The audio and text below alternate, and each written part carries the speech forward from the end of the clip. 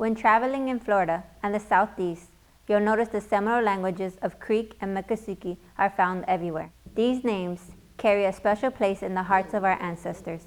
But what happens when our language is lost and forgotten? Fact is, experts estimate that only 50% of the languages that are alive in the world today will be spoken by the year 2100.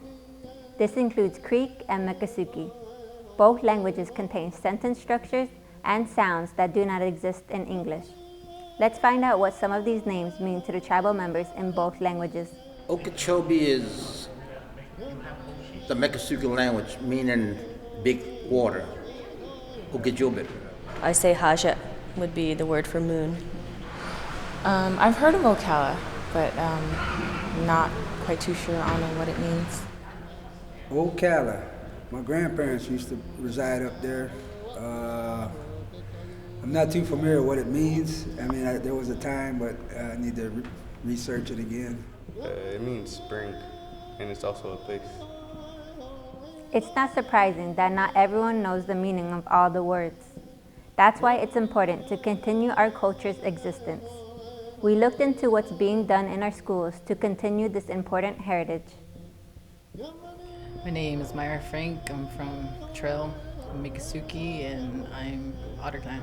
I'm a language and culture teacher. I work with the students in the preschool and also with the community. My job is important because it helps educate the community on their language and their culture, where they came from, how they should be, who they are. We teach the preschool, the numbers, colors, shapes, the Mantili, which is the pledge, the Seminole pledge, and different commands, simple commands that they can know because they're so little.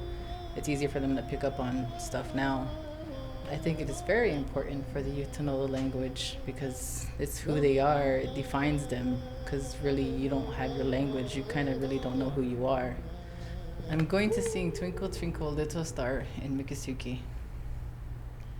Lava fanke, wachi gucci, na gota mijkosh aglomale, chehi yang ni opang niga, chan chashifashki ambaga.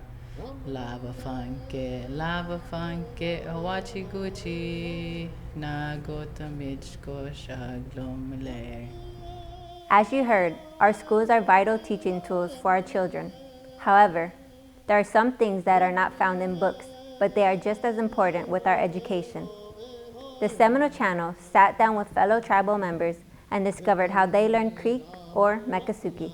Well, I learned the language from my mother and my father as an infant child, so when I was raised as a child, I picked up on it before I learned the English language. I speak Miccosukee, or we call it Ilapungi. I was not really taught. I grew up with it. Maybe that's what you call teaching, but I just grew up with it at home environment. Seminoles back in the day when we were surviving from the U.S. government who wanted to do away with us, our language was very important. We could communicate with each other. We could communicate with nature, the sounds, and most importantly, our language is what made us, what helped us where we are today. The youth would be benefiting a great deal if they learn the language because they'll show a lot of respect to their ancestors and their generations before them and then passing it on to their youngers. There are some tribal members who only speak Creek or Miccosukee, but many Seminoles are fluent in both languages. Yet when our Seminole languages die, we lose an enormous cultural heritage, and most importantly, we lose the expression of our community's humor, love, and tradition. In short, we lose the testimony of centuries of life. Stay tuned for more here on the Seminole Channel, as we'll show you some ways to keep our languages alive. And we want to hear your input in whatever language you speak. Shanabis.